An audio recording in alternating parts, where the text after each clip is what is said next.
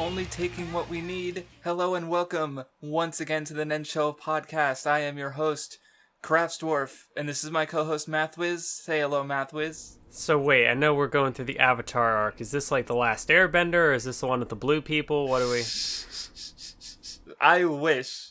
Like, maybe I would rather watch the movie again. No, I don't know. I don't know. Oh, God. Okay, so... doing things a little bit differently this time. See, normally we respond to comments, but for context, this was the best day I had to record. It's Tuesday. The last episode went up on Sunday, like literally 2 days ago. 49 hours to be precise.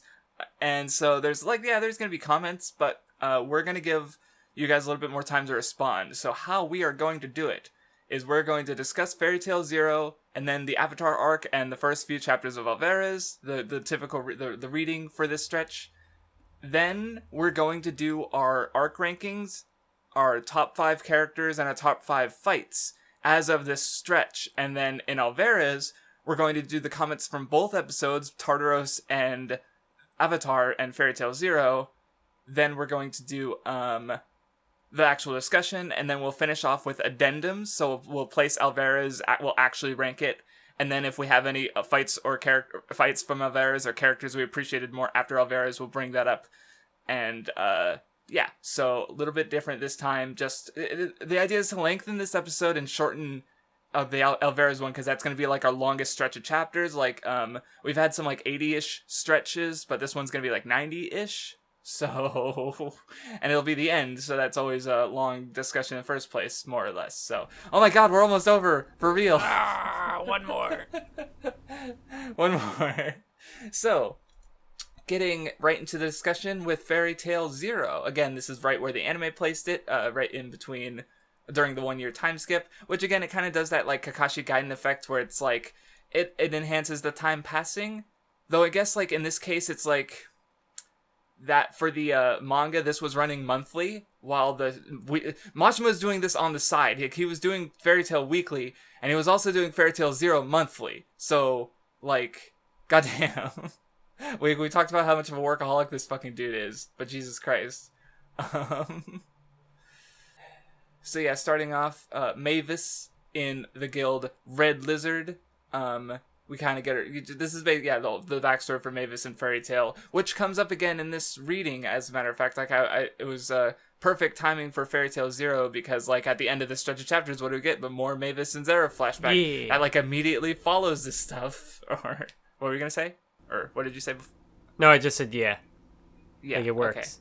Okay. Yep. Yeah, it actually kind of bookends it too, because like we start off with Mavis and Zeref, and then we end it with Mavis and Zeref. So yeah, there's just some other stuff in between.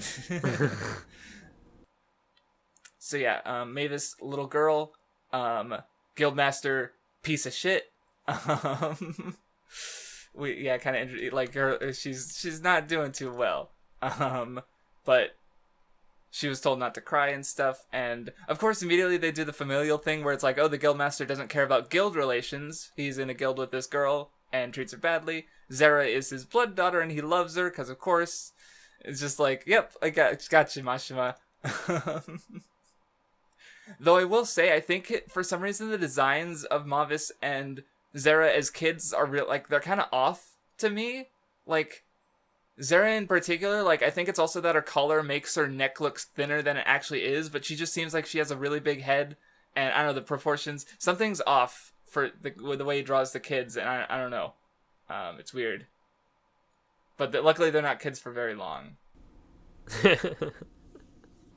Well, they still are, but they're different ages of kid. Anyway, but yeah, Mavis is talking about how, like, she wants to see fairies. Fairies don't see crybabies. And then the guild gets fucking destroyed. Blue Skull just destroys kills everyone on the entire island. Though Mavis and Zera escape, except, so you called the twist? When did you call the twist? Whenever it was like, well, because Mashima showed like, oh, Zera's dead, but oh wait, no, she's not. She's still alive. And at that point, I was like, wait a minute, hold on. So yeah, pretty much right away, I figured this is what was going on, which it was kind of nice because then, like, as I was reading the chapters, I was like, okay, I see what you're doing, Mashima. I see these little bits of foreshadowing in here. Yes. So if anything, like, me realizing the twist immediately, it made the reading more interesting than if I hadn't. Yeah, no, it's because people are like, oh no, I was spoiled, but it's like, no, you get to see all the little the foreshadowing with all the context you have. It heightens the experience. It doesn't weaken it. Yeah, because otherwise otherwise she would have just seemed like a character who did nothing because no one interacts with her. So it's like, why is she here? But when you know the twist is coming, it's like, oh, okay, I see what's going on. Those three don't even listen to me, and it's like at the time it's like, oh yeah, because you're just a stupid kid, but no, it's because you're not real. Yes, because like the first time I read it, I honestly like I was just kind of reading it out of obligate because I was trying to do the tirade, so it's like, well, this is canonical, I should actually read it, and I just didn't care enough to even like think about it. Like I didn't even have any complaints. I'm just like, yep, this sure is a character. And then she isn't a character, she's not real. And I'm like, oh, okay, that's kind of okay. But rereading it, like, again, yeah, I got to see all the little foreshadowy bits, and I was like, oh, yeah, Mashima, I see what you're fucking doing there. I like it. But yeah.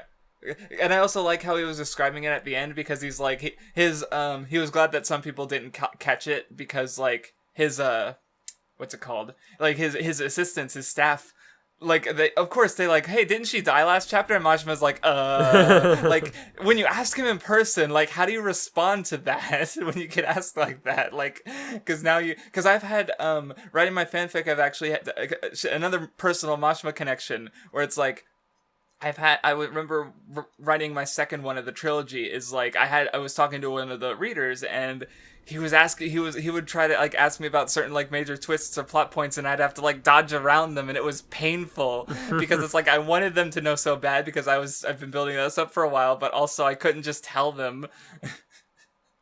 So I relate a bit, I just realized. But yeah, Zera dies, except not really, except yes really. And then it time skips a bit, and we see Warad. Oh yeah, they're in Sylph Labyrinth, which is the same guild that they met in the Sun Village arc, but just 100 years ago. Oh. Yes. But yeah, Warad, Precht, I think that's how you pronounce it, Hades. See, Hades is just easier to say. Like, and then Yuri, who is Makarov's father and Laxus's great-grandfather, who's basically the probably most important character after like Mavis and such. But see, I actually had a complaint from my first reading where it's like, oh, this dialogue between Mavis and Zera, like, oh, they're calling each other cute. It's kind of weird. Like, is this how girls talk? But then it's like, no, Mavis is talking to her like she's not real. So I don't know if that justifies my original complaint, but it definitely recontextualizes it. But anyway, you mentioned it in private, but you like, because we have the scene where Yuri's looking for the Sirius orb, and he meets Mavis in the building, and they have like a duel sort of with a game about truths. Yeah, and it's like, I think you mentioned like, oh yeah, this is more like written more like these are this is better about them being intelligent characters and stuff. Like, yeah, because like you had said in the Grand Magic Games with Mavis, just kind of like pointing around and things, plans falling into place or whatever. But here it's like you can actually see she's like, okay, well, we're taking the rules of this game, and it's like, okay, here are the little what's the word? I can't think of the word, but like you can like exploit the game and yes, and like yes, like. Right. They had to, well, because, like, I especially like the bit where, Mavis talks about how, like, oh, yeah, you would have lost in the trial game, and he's like, what? No, and, she's like, yeah, but we're both teens, so that's a truth we share. Like, so he broke the rules by asking, because he'd already asked, or Mavis had already asked about, like, her age. Yeah. And then Yuri asked the same thing, so he knew that they were both teens, yet he still did it, even though you're not supposed to do things that count for both of them, so, yeah, I was like, hey, that's nice, And I think, again, going back to the first time I read this, I had a complaint, because it's like, oh, because like, I guess you have to know whether it's true or false, and Yuri didn't know, or something like that, because it's like, because or that's what he said. It's like, if I try to confirm something I don't know is true, it'll come out as a lie, because it's like he doesn't he doesn't know how many times he blinked. But I always thought, like, well, maybe if he blinks 57 times, then he, like, because she said since the competition started, so it's like the competition is still going as he's thinking, so he could change the amount of times that he blinks. But then I guess if he confirms that, it's like, yeah, is that a truth or a lie? Because he didn't.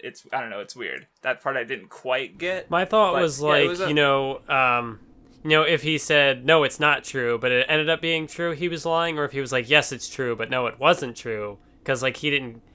So like he didn't know how many times he blinked, so he could have said, yes, I blinked 57 times, but actually he had blinked like 54 or something.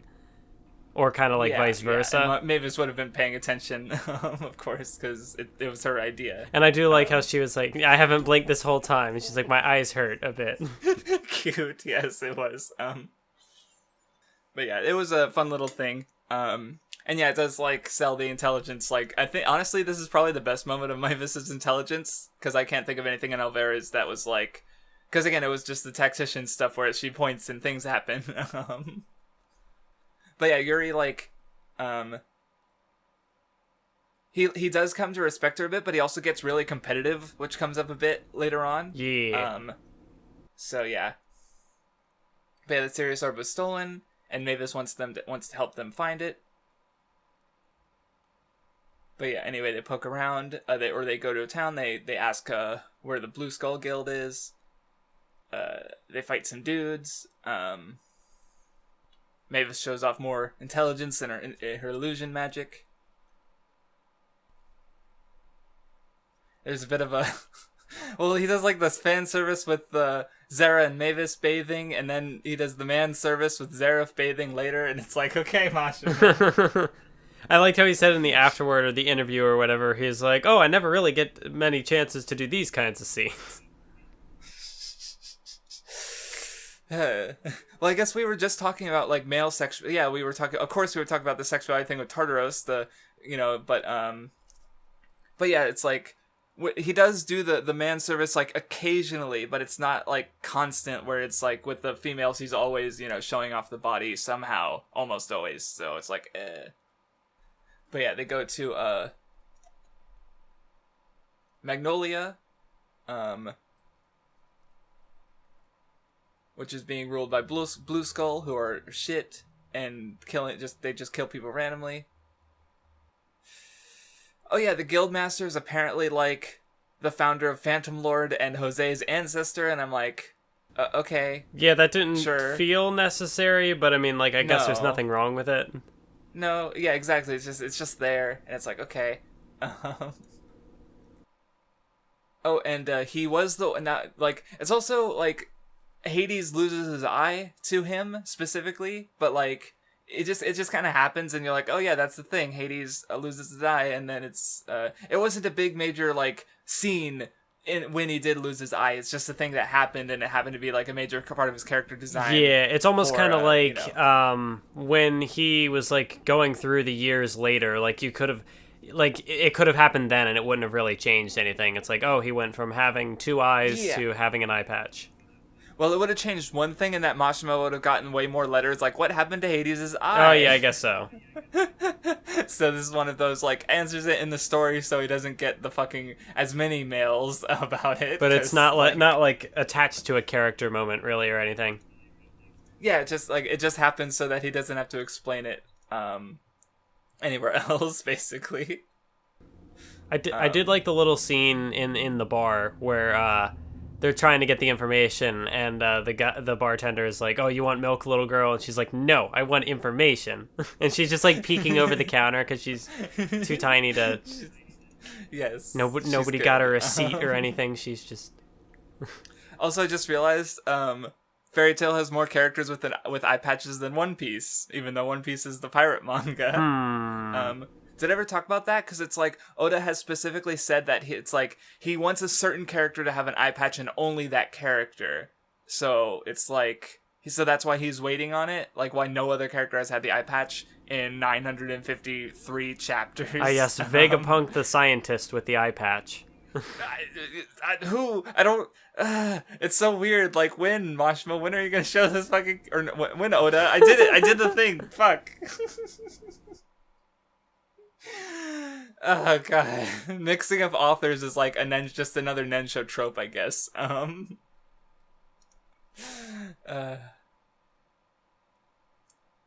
yeah, they failed. They go back to lick their wounds.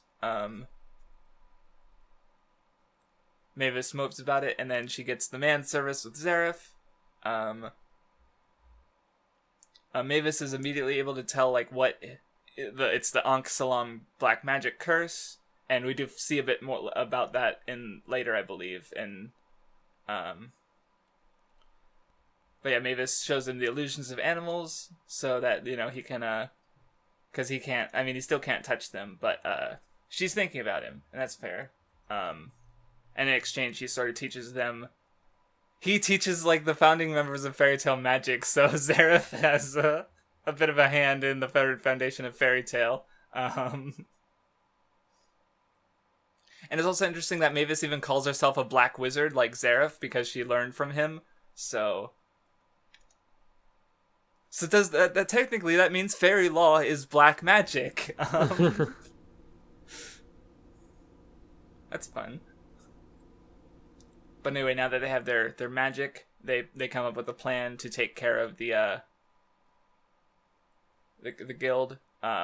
They trap they try to trap the guild master, but as he mentions in the afterward, Zara was the one who locked the cage, but she's not real, so he just escapes. But anyway, then Yuri. They get back to the town, and in his competitiveness, Yuri takes the serious orb, which takes those negative emotions and sort of, he merges with the big old dragon skeleton and starts wreaking havoc. Mavis is treasure hunting for friendship, which she chose the right manga to be looking for friendship. Yes. Because, yeah, that's the thing, is Fairy Tail Zero mostly just, it's like the foundation of the themes that, are throughout the series. Like, because this is the first guild that's not, like, shitty. Like, because, like, there's the whole thing. We even see it a bit later in the actual story where, we see the wars that, apparently mages were involved in and they caused a lot of deaths, so they banned guild conflicts. And, here you have guilds basically acting at, like, there is no authority, so they just act unchecked. And they take over towns and do whatever the fuck they want. Like, I think Yuri even said, Mavis is like, wow, Magnolia, this place is sure is horrible. And Yuri's like, it's like this everywhere, though. And so, Fairy Tail kind of shifted things when it comes to guilds, I guess. Like, nice guilds can exist. But yeah, Mavis uses law, which is, distinct from fairy law, as we come to find out the negative side effects. Well, she's stuck as a child. And then later we find out the details in that in choosing like who should live and who should die, trying to be a judge of death, she gets the same curse Zeref does, but we'll get back to that later. But yeah, she defeats it, saves Yuri. Then we get the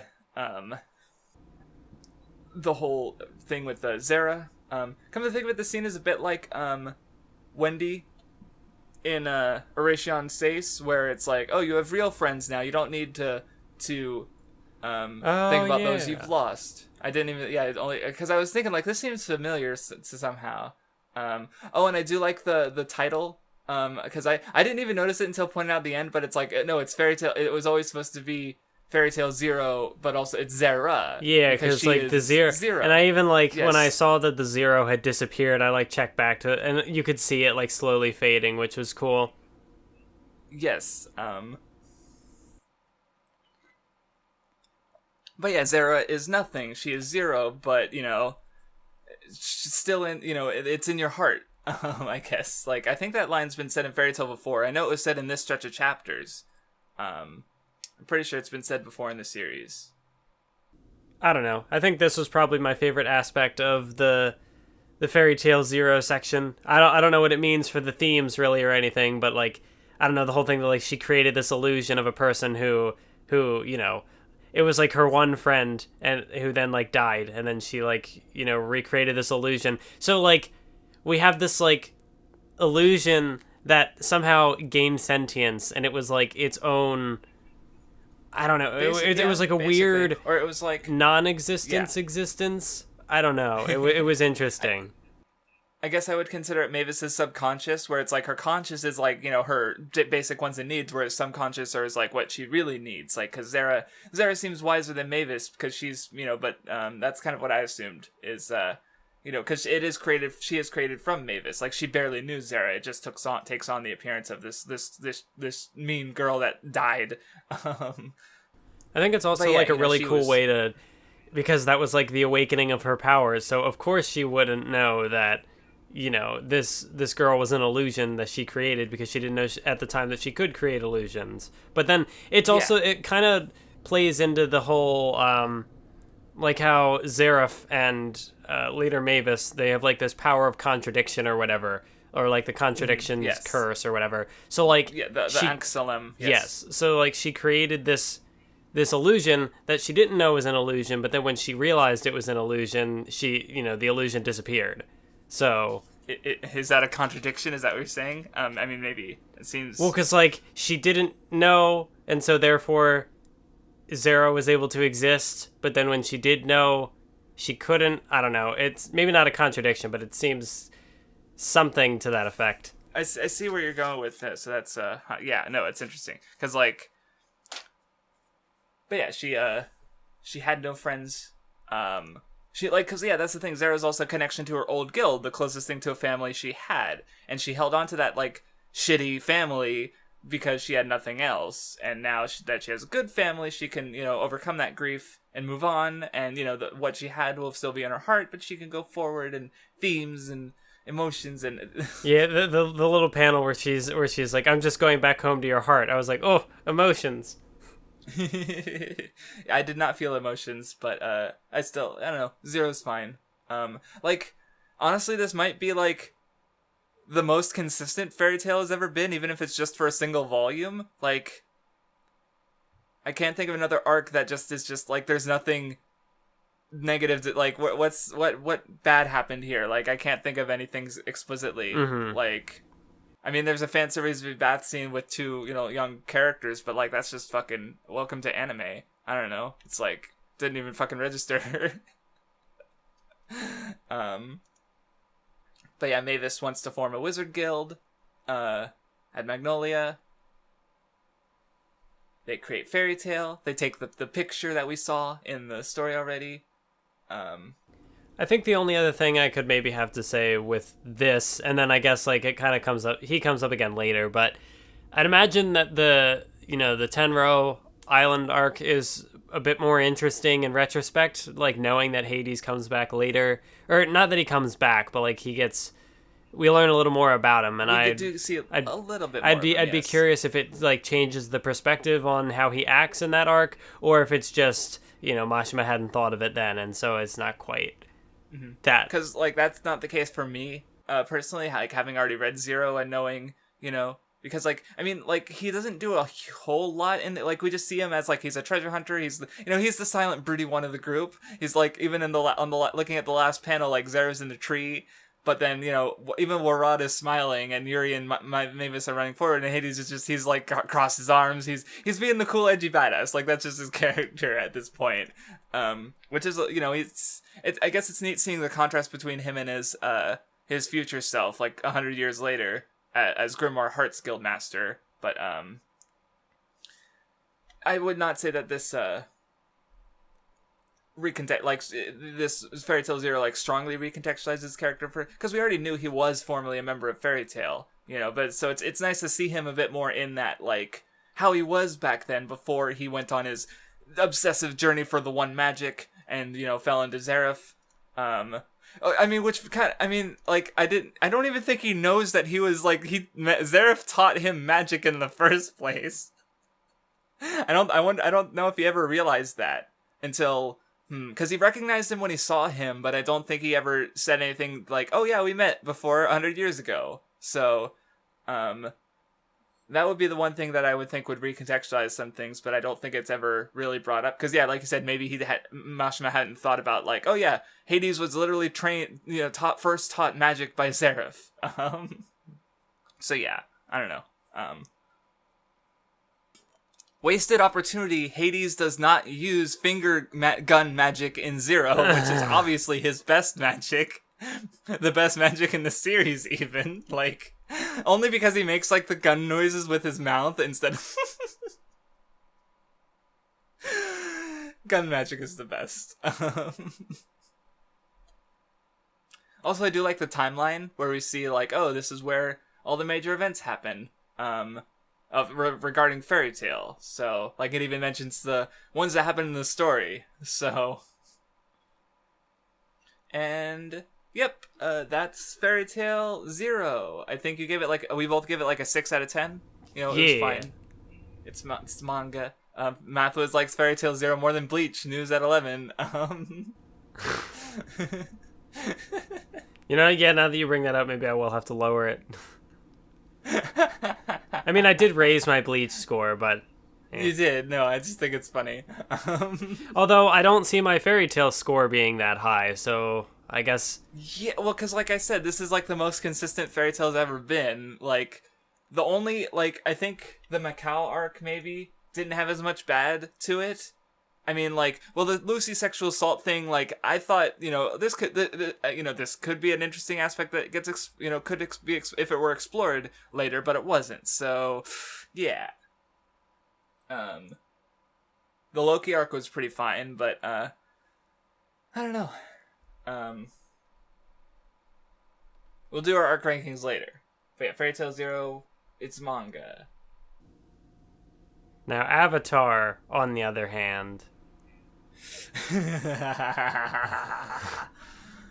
Alright, well, we're getting to that. I just need to, I need to open it up in my, image viewer where I used to literally go panel by panel.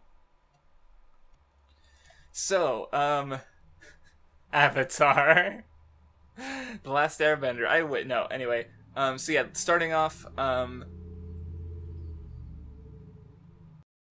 back to the main story. 1 year has passed. Lucy is Lucy. She's a journalist now. And, she's, at the Grand Magic Games. See, and it's, yeah, she's still, like, keeping tabs on all the Fairy Tail members. Like, she's got a big freaking conspiracy chart of all the... Oh, yeah, Plu! We haven't seen him in a while, now I think about it. But yeah, then, it turns out the Scar Miglone, the guild wins. They were, pretending to be weaker so that they could rig the betting in their favor. And then Natsu comes in and destroys literally everything. How did you feel about, like, the first chapter of the Avatar? Like, just, like, coming in fresh off of Fairy Tail 0. You gave it a decent score. You're in a good mood. Then we're back to Fairy Tail. I mean, I don't know. I thought this part, I guess, was fine. Like, Natsu, like, he had his whole year to train, so he comes back and he beats up a bunch of mooks. And, see, I like when I like the trope where the characters go off on like their journeys to go train or whatever, and then they come back and they just have like really long, like messy hair. I don't know. It's a good trope. But then he cuts it in like the next chapter, and I'm disappointed. No, I agree 100%. I really like Natsu's like messy long hair. It's so maybe it was hard to draw or something. But it's just, I really like that look. And, because that's the thing, is this time skip gives you what you wanted, or gives me what I wanted from the 7-year time skip is, the characters are stronger, they have cool power-ups, and, like, but only literally one of them gets, like, a new design, and then it's gone in, like, literally the next chapter. Mm-hmm. So it's, like, almost, because, not because like Natsu actually has like some cool displays of strength that also make, again, the power scaling of Fairy Tail is but like it's still cool, I guess. And then no, can't have the cool haircut. I really like that look. I'm sorry. I just wish it was I don't know. Maybe there's a point to it, because we do kind of see when Gray shows up later, like his hair is styled differently, but then he immediately puts it back down. It's like maybe the theme is that, you know, even if you're apart and you change, you don't actually change. Like there's still this part of you that's the same. You're still visually it's represented metaphorically by shit. That makes, because that's kind of what they're talking, like, you know, Lucy was like, maybe everyone's changed and they don't want to go back to fairy tale, and Conrad's like, are you fucking serious? Like, and everyone comes back, and it's like, of course they're gonna come back to their home, their family. But I definitely like have the normal like long exasperated side, because here you have like, because like the king just like not to heavily damages the arena, like destroys a massive property destruction. He completely interrupts like one of the biggest events of the year, and then he vandalizes it by just like, you know, it's like, oh, it's a fire that burns out quickly, but it's still a fire that burns. Oh no, that was the king actually reacted more negatively to that than he did the fucking destruction of the whole fucking arena. Yeah, I guess that's true. I hadn't thought about that. I was just like, oh yeah, Natsu just beat. Oh, but yeah. Yeah, there's just this whole, like, kids will be kids, and just having zero authority over fairy tale. It's just a lot of little things that bother me about that idea. It's also because, like, the council previously had been, like, so adamant about, like, oh, fairy tale, the troublemakers, got to keep fairy tale in check. But then, like, here, post-time skip, it's just like, nah, he can do what he wants. Yeah, like, Mess comes in later, he has nothing to say, he doesn't care, he's just like, we gotta save Makarov. Fairy tales already like saved the world so many times, like they could do whatever the fuck they want. Like people bitch about Sasuke, like, oh, what, he saved the world so he gets off of the 2 murders he committed. Okay, I guess at least Natsu hasn't killed anyone yet, but still I'm a little like at least Sasuke got punished. But anyway, Natsu comes back, and he's like, what? The guild's disbanded, and I do feel like there is a degree of I don't know, it's probably not that big of a deal, more of a nitpick, but it's kind of weird that like Lucy had supposedly been keeping tabs on most people for like the whole year, but never was able to get in contact with him somehow, and then like all of a sudden she sends a letter to people, and oh, everybody's together. So yeah, well, like, that's the kind of thing, is, like, because she kept saying, like, oh, seize the day. Like, she wants Fairy Tale together. She wants, you know, her family back. And so, like, if she really wanted that, wouldn't she do whatever she could to get it back? Like, become the guildmaster yourself, Lucy. Like, if you're worried about that, just remake, you know, but she didn't. She wasn't seizing her day. She didn't actually do anything until Natsu came in, and Natsu pushed her to do something. To actually seize her day, and because she was afraid of like, oh, what if no one wants to come back? But it's like, no, of course not. So yeah, like that's kind of how I saw it. So yeah, Lucy wants things but wasn't really going for them. So yeah, because yeah, like Natsu, he wakes up like, because he was bummed about the guild and stuff, but he didn't actually like he woke up in the middle of the night and he was like, I'm gonna draw on Lucy's face or something. But then he sees like how, you know, much the guild, like, you know, how much he wanted the guild back, and what is the first thing he does? He acts it for her. He like, let's go. You're not willing, because that's the thing about Natsu, is he is that kind of like headstrong, like do stuff character.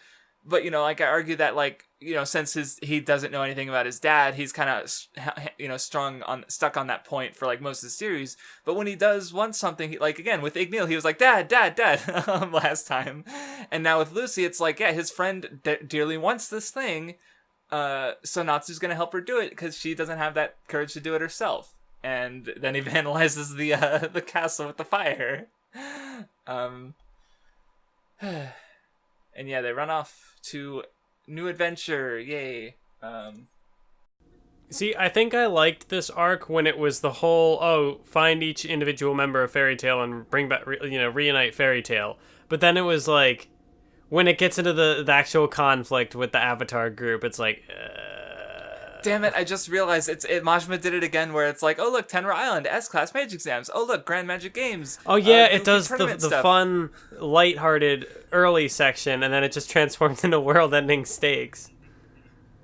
Again. Well, not more like town ending, but still. Or wait, yeah, or life-threatening stakes. Yes, still bigger than like this, like, because here you have the scene Natsu, like he's like a fucking mile away from this caravan that's getting harassed, and he just like fucking shoots his flames like. Lucy doesn't even perceive what happens. She's just like, "What the fuck are you doing, Natsu?" And he's like, nothing." Like, I don't know. Which, it was cool. I like the long distance displays of power. Like, those are kind of cool too. Like in One Piece when Hody Jones shoots off the water pellet and it just like it cuts. Or Doflamingo does it. He's fighting with Sanji in like the ocean or something, and then you see Dressrosa, a building gets sliced, and that shit's cool. Okay, and here's another instance of that. But yeah, they go to Lamia Scale, who instead of participating in the Grand Magic Games and, having the chance to win a massive cash prize, they're doing their own kind of, like the Fairy Festival thing, but for Lamia Scale. Yeah, that is kind of weird too. Like the tournament, which was previously like be the number one guild in the region, and it's like a big deal. But this time it's like, Fairy Tail's not there, so I guess it doesn't matter. Like nobody from the previous year's games goes. So it's okay. Yeah, no one important at all, right. It is kind of weird. Like at least Sabretooth, like, we only want to compete with Fairy Tail, like they given it a reason, but Lamia Scale's busy with their yearly thing that somehow didn't take place with the Grand Magical Games last time. Blue Pegasus doesn't even have an excuse; they're just sticking around. So it's like, okay, sure, whatever. Quattro Cerberus, like, why not Quattro Cerberus? Yeah, why? They had like the worst showing last year. Come on, they gotta redeem themselves. It could have at least been like a cameo instead of, for Mashima, how he's always like, I don't like it. It's always such a hassle to introduce all these new characters.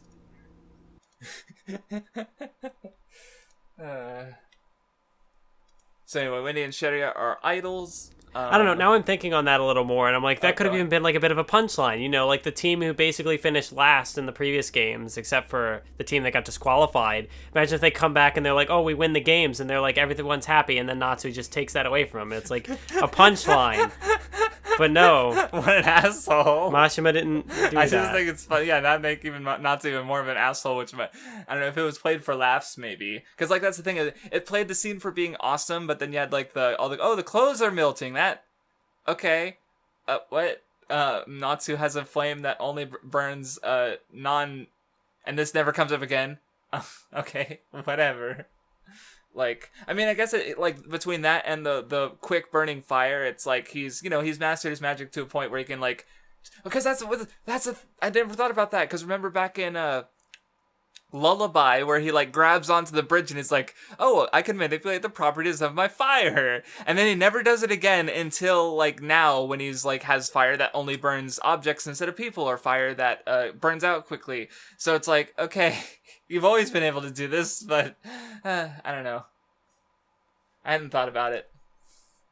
And that's the thing about Fairy Tail. Just don't think about it.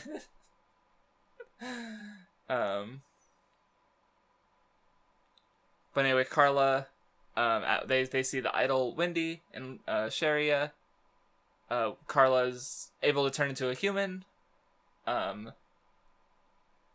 Happy's able to like somewhat resist his desire for fish, I guess. Like that was his training arc. Yes, that was a gag. Oh yeah, at this point, were you reading the manga? Do you have like the volume previews and stuff? Because I have the whole volume of the official release with full-on volume previews, or do you just skip those to go to the next chapter? I think I skipped him this time. Fair. Because, like, it's just... Fairy Tail has a lot of spin-off series for some reason. And it's just really weird. I guess they were published because some of those are showing up at the end. Like, instead of previewing the next volume, they're previewing this spin-off series. So, like, it's just really weird because one of them is Blue Mistral, which is a shoujo manga.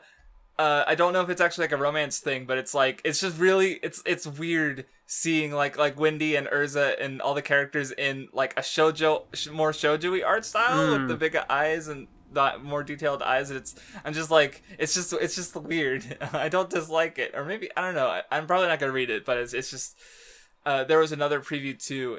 I don't know. Like I said, Fairy Tail has a lot of spin-off series for some reason. So, but anyway, Wendy is hesitant to go back to Fairy Tail because she's in Lamia Scale now. She doesn't want to just abandon them. Then of course, because nothing can be just simple. The guys attack. I forget what they were doing. Orochi. Oh, right, they're Lamia Scale's like rival guild who come in to start shit. And Wendy and Sharia go off to battle them. They get to show off all their new powers. Lucy's able to like do basically like an Urza thing where she gets power. Like she's able to fight more in the fray of things with with power like magics from her celestial spirit. There was a moment later on where she like transformed into like her Taurus outfit, or I forget the name of the thing. And yes. Like in one attack, she was more useful than anything that spirit had contributed to the manga up to this point. You're right, because she like destroys a bunch of mooks, like you see a bunch of them flying in the background. But Taurus has done like, yeah, jack shit. That's holy shit. That's funny. Because I was just going to comment about how she does the Lucy kick, which is like her signature attack, but she does Regulus Lucy kick. So, I don't know. Yeah, it's fine. Unfortunately, she does not get like a good one-on-one fight with these powers, which is like, Mashima, you gave her something to work with, and then you don't do anything with it.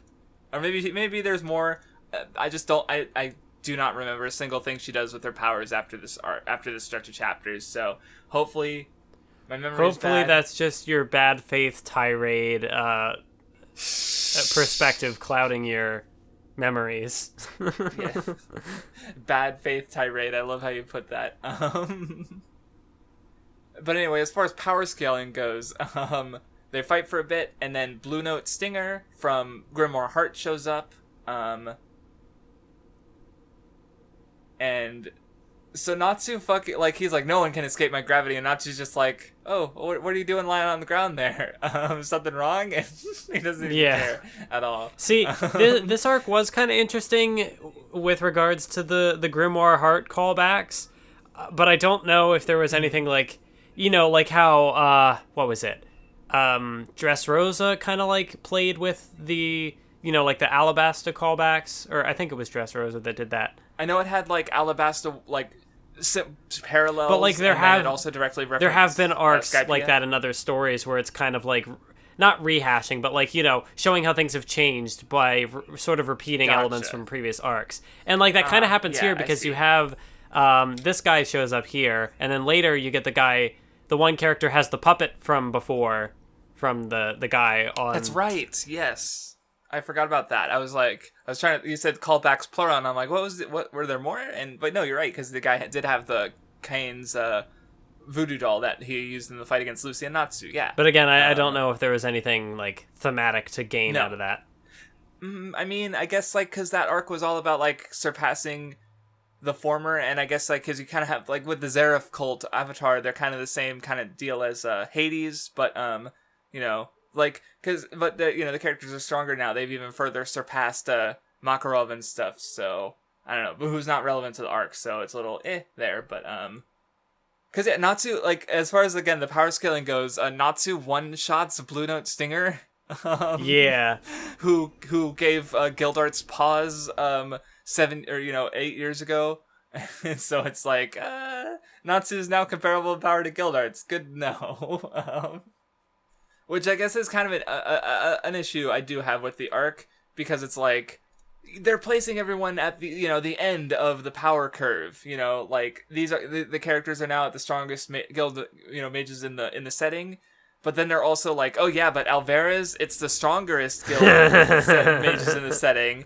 So it's like they hype up the shit out of the Spriggans, and then like what happens towards the end of the stretch is like Ajil just gets punched in the face, like, oh, if Ishgard doesn't have gods, it'll have fairies, and then it's like, okay. So they said, I guess like, they weren't like there was the one character who's like the like highest of the 10 wizard saints, which were like and then like apparently he was kind of like compared to some of the other characters in this empire, like he's not even the strongest they have.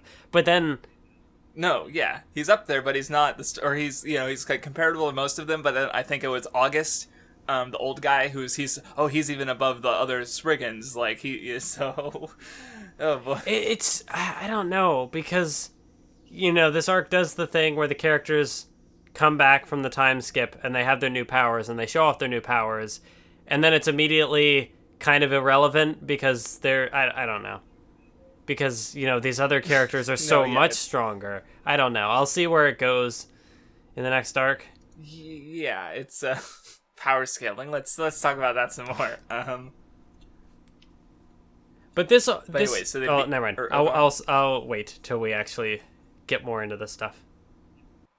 Okay, that's fair. I was just gonna continue on for the story. But yeah, Natsu beats Blue Note. Orochi surrenders, and oh shit, that's right. Sherry was trying to show Wendy that like because Wendy obviously wants to go back to Fairy Tail, and they they'll still be friends even if they're not in the same guild. And I think there was also the thing is like, oh yeah, someone was like, well, we don't want you to stay in Lamia Scale out of pity, because she's sad about leaving them, but and then I think they Wendy's... have the panel where it's like, oh, we'll still be friends, or you'll still be friend of my heart, or something. So they do the they did this Fairy Tail Zero thing, yeah. Except Sherry is real and not dead, or at least we hope so. Dun dun dun. I don't know. That would be a twist, a weird twist. But anyway, leaving with Wendy, Fairy Tail is a little closer to being complete. They go, oh, this town where there's constant rain. Oh gee, I wonder why it's constantly raining. Also, I will say I do like how the cover pages are showing off where the other Fairy Tail members are during the after the 1 year, because they're still out and about, But anyway, they go back to Juvia, who is depressed because Gray. They were together for a bit, training and taking missions and living together. Apparently, Juvia tried to go sleep in the same bed with him, but he didn't stick. He was like, no. So how did you even for a second buy that Gray was evil? Like, how did you feel about this build up and twist? I don't know. Like, I thought it could have been interesting if because you had hopes. It was the little power transformation thing, and it was I don't know, maybe that's set up for something. It feels kind of weird, looking back on this in retrospect, because supposedly Gray was, with Juvia for the 6 months or whatever, and then he just cut contact with her completely to go undercover for this mission, and it's sorry, I had to keep you safe. But I don't know, it feels, I don't know, I don't want to say forced drama, but it does seem kind of, because the way this arc is set up, and then it's just no, I'm actually not evil, which is if the antagonists had any sort of staying power, maybe it would have been interesting, but it feels like it's in service of just a flat nothing, because yeah, well, I guess because you bring up the Gray, because at this point, because I hadn't thought about the Gray Juvia relationship, because they did have some bits last time that I thought were neat, but here you have Gray is kind of he's so focused on his purpose, he's willing to hurt Juvia this is probably the the worst thing he's been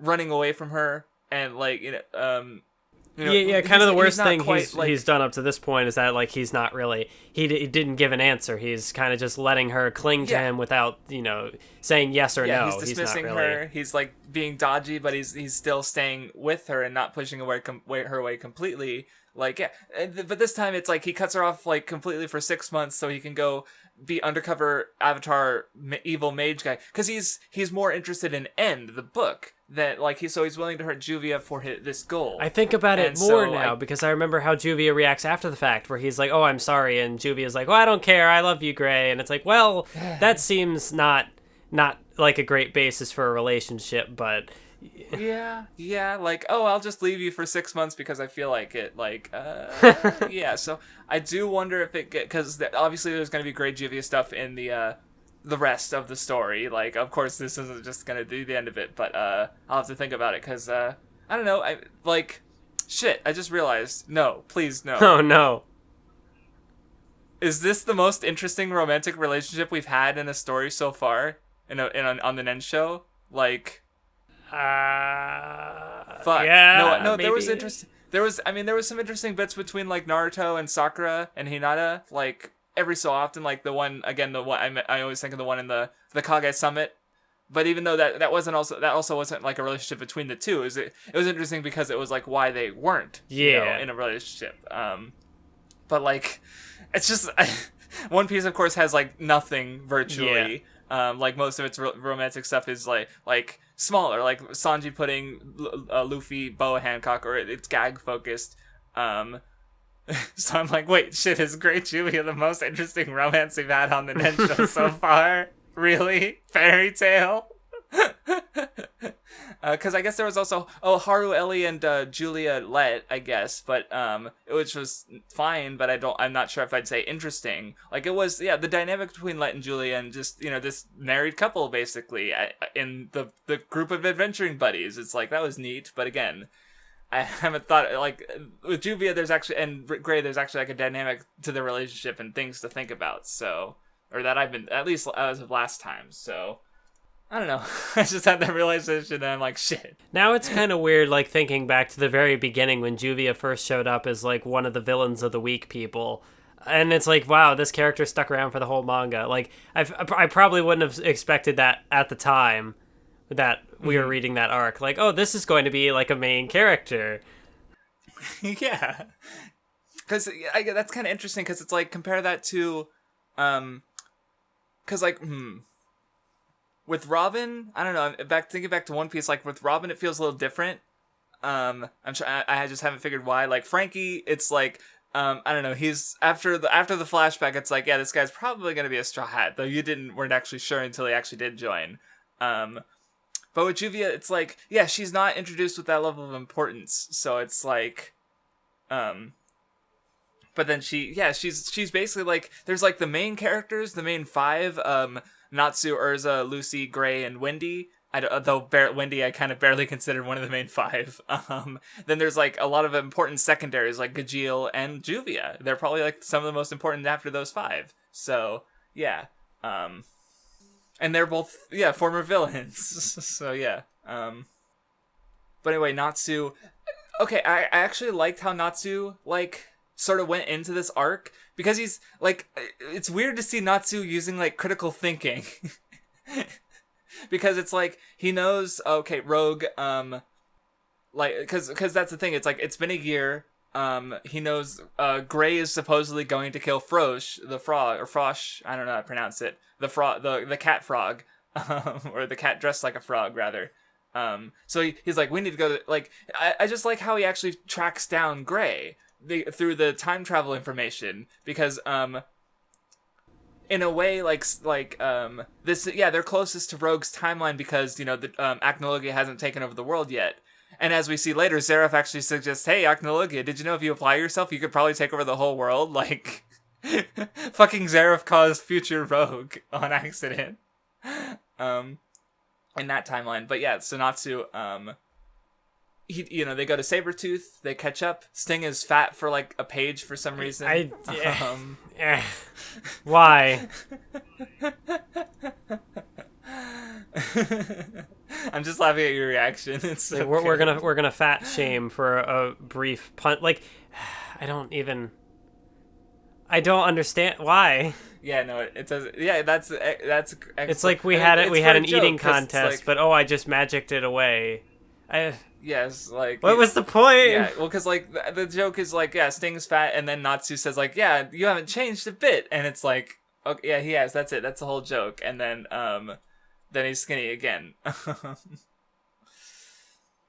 But anyway, Natsu, they run after Rogue. Because, yeah, Rogue and Minerva are going on a mission to take care of Avatar. What do you know? Which presumably would have... See, it's like Mashima doesn't even have an answer at the end. He's like, oh, maybe in that timeline, Gray was actually evil. Where I feel like the best answer would have been, like, Gray did it on accident, maybe? Like, he's just fighting Rogue, like, trying to put on a good show, and Fro gets caught in the crossfire or something. Like, that would have made sense. Though again, there's still I still see some kind of issue. Like, I still don't understand because it's like, he said Sting was his light, the light keeping him out of the darkness, but then he kills Sting after he loses Fro in the future, so, I don't know.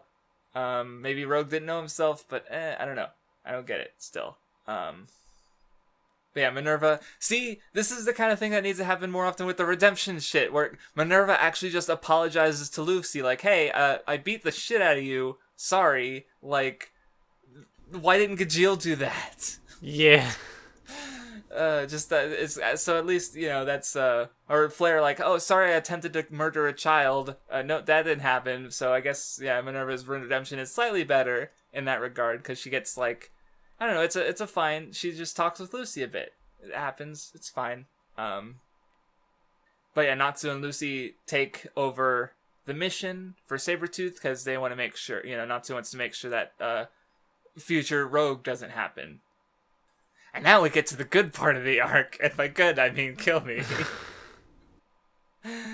Alright, so there's a bunch of Avatar mages and Gray. Gray admits that he's only after End, the book, END. Oh yeah, Gajeel's in the Magic Council.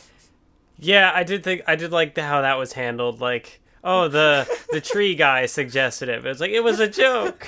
And then later he's like, oh, thank God he's out of the council.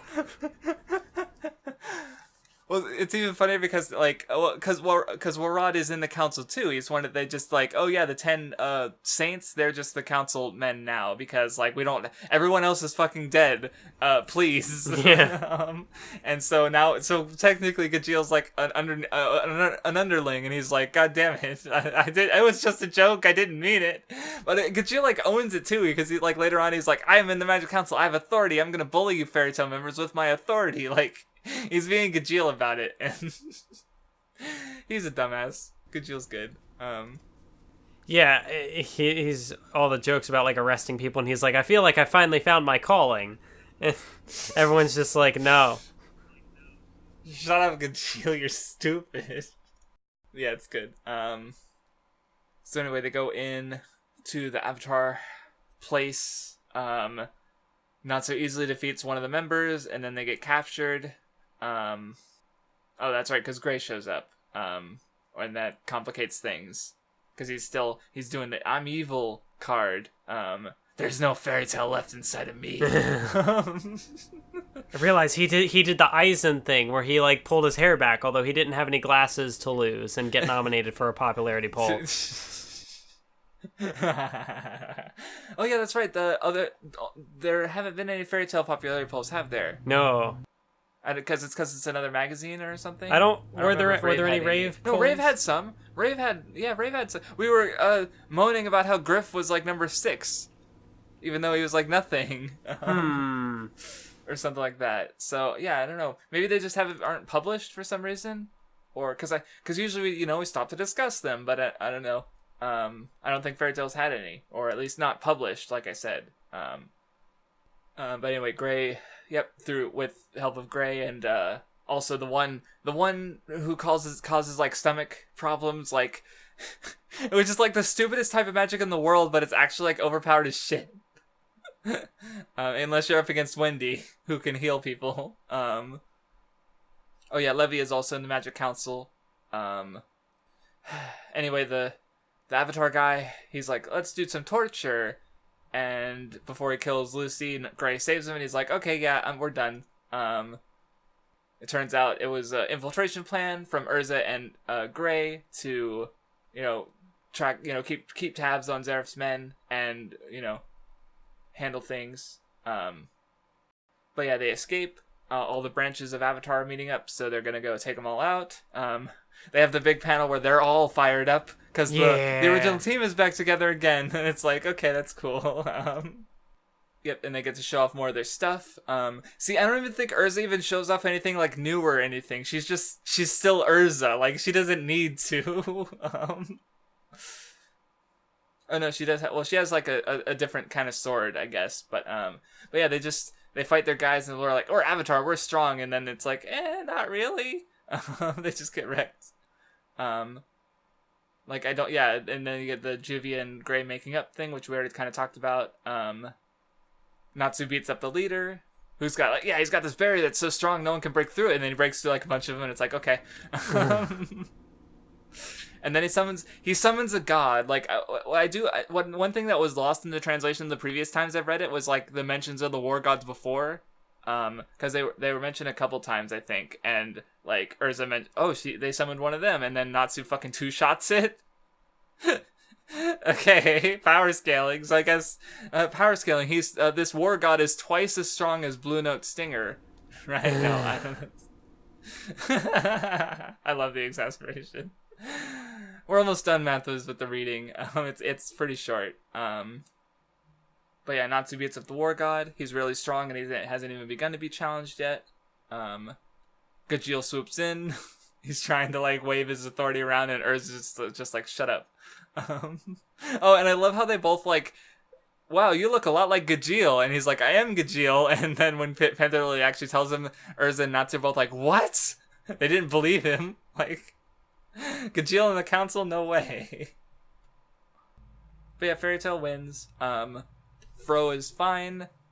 Gray looks really creepy while he's like gushing over how cute he is, and I'm like, okay, Gray's usually cool and stuff, not like dopey. And yeah, I think one of the characters even said like, stop making that expression. Yeah, you had the Frankie and Chopper with Robin kind of thing, where it's like, don't do that ever again, except like reverse. Where with that you had Chopper, a cute character looking ugly, and now you have a cool character looking cute, and it's like, no, stop, make it stop. And yeah, that's the Avatar arc. It was an arc. Okay, so my quick happened. Google search has told me that there was a popularity poll at some point. It looks like it was in 2014. I don't know if we maybe just haven't gotten to those chapters yet. I think we would have passed this. No, because I'm pretty sure. Because we would have passed those chapters. We have about 100-ish to go after this reading. Yeah, I'm not sure if this is just like I see the images here, and I'm not sure if they're just not part of Weekly Shounen magazine, if they're from some other unrelated thing. Yeah, maybe because I'm trying to remember the timeline because we're getting close to the last time that I dropped Fairy Tail is I went through Avatar, I went through Tartaros, and then they were about to like elect the next guild master. And I just stopped. I was like, I don't care anymore. Like, I think I finally lost that lingering attachment. Because remember, after the multitude of times I dropped it during the Grand Magic Games, I just gave up on dropping it because it's like, I'm here forever. Yeah. And then I finally just got bored and just dropped it. And I was like, I'm done. And then I only revisited it because of the tirade. Like, I didn't, not because it's like, I should finish Fairy Tail since it's almost over. No, I wanted to make the videos on it. So I had to read it. And I did so in like the worst way possible because it's like, I read it from where I dropped it, basically, so I just read all of Alvarez at that point, and then I started the tirade. No, I reread the rest of the... No, at one point I reread the rest of the series, and then stopped. So I didn't actually, like, reread, like, certain parts of it, and then I actually did the... And of course I missed stuff anyway, because I was, like, stupid. And I don't know, it was really weird, the way I reread the series, so... Anyway, we get a bit of a flashback with Zeref, where we learned about how he more or less became cursed. So, he was trying to research into life and death. He came up with, Eclipse, so he could, he just, basically his whole thing is that his younger brother died. He became fascinated with death because he didn't want to accept the death of his brother, so he attempted to, use magic to rewrite the rules of reality pretty much so that he could bring him back, and in trying to judge who was worthy of living and who, because that's what the R system is. It's sacrificing one life for another, and so in coming up with that, he got the Anxalem curse, and now the curse of contradiction, where if he values life, he takes it. So it's like in a way, it's because of that the world is like, because he's talked about how like, oh, he rejects the world, and now that I understand it, like think about it a little bit more, it's like when he, by turning that around, he and like causing, like, because now he's like attempting to cause this extinction, like he's doing what the world wants of him in a sense, what the Anselm curse wants of him, because if he values life, he only takes more life, therefore he must not value life and extinction. So that's, I don't know, like I will say, like, Zeref, we still have to read Alvarez so I can give my final thoughts on the character, but like I have a feeling he was a casualty of the bad translation, because he's already like, the contradiction stuff, there's already little bits that, can be, I had obviously had trouble comprehending. Like, he seems fine so far. I'm just, I don't know what it's going to be like going forward, but yeah, I guess to kind of give my perspective on Zeref as of what we read in this stretch, I feel like I'm starting to get the impression that Fairy Tail has an interesting narrative somewhere in there with the whole Zeref thing. I just feel like it's probably bloated and too long, and there's too much, like, because Zeref has been, we're like 400 chapters in and only just now starting to figure out his ideology, like, and stuff, whereas yes. Like mostly it was a lot of characters like trying to chase after Zeref but not actually understanding Zeref. Yeah, they get the death thing, but they think like, well, like they're getting the the part of him that wants, like, how the world wants him to be. Like he is a person who values life, but because of that he must take life. And so everyone's thinking, oh, yeah, take life, cause like Avatar is literally just like, let's do this mass human sacrifice because we have our boners out for Zeref. Like there's no other, Hades is like, yeah, magic is darkness and evil. So because he thinks that's what's there, that's. Oh, that's right. And then there's also like Acnologia, which I don't know really anything about Acnologia. Nope. Yes, so the final stretch does go into both Zeref and Acnologia, to varying degrees. I will say, like, because the thing is, like, because I thought about it and I realized, like, because we're gonna go into favorite characters later, and like Hades is like, I guess the best villain so far, but even then it's like, yeah, I guess he's fine. Like, and Zeref has the potential to be the most interesting, depending on like how he gets handled in Alvarez. Mm-hmm. Because Mashima's villains are usually pretty weak. That's the thing. It's like because he likes that cackling evil guy trope. Like Oration Seis is literally 6 smug cackling evil guys. Yeah. Hot Eyes wasn't one of them. I'm counting Zero as another. Like, Brain has the cackling evil guy persona, and then he has his split persona, which is also a cackling evil guy. So yeah, my point is a lot of Mashima's villains are on the weak side, but Zeref's different, and that's at least refreshing, if nothing else. Mm-hmm. So yeah. I'm also looking at this afterward that sometime over the course of this arc. It's just interesting, like, oh, the Tartaros arc was planned to be even longer. It got cut short, 3 whole enemy characters got cut, and I'm just like, I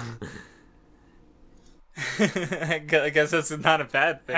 Maybe it is a bad, I don't know. Maybe that's part of what, I don't know. Tartaros was an arc. Then there's also just more talking about Doran Bolt and that whole twist. Like, he planned it! Yeah, there should be legal limits to the amount of retconning, but he's like, no, I actually planned it. I just never got the chance to foreshadow it, and I wavered back and forth on whether to include it or not. Then suddenly the chance came and I went for it. So it's like, I stopped when I read that because it's like, it's just such a goofy plot twist. Because again, I like stepped back and like, okay, he came up with the name Mest independently, thinking he was never Mest. Yeah.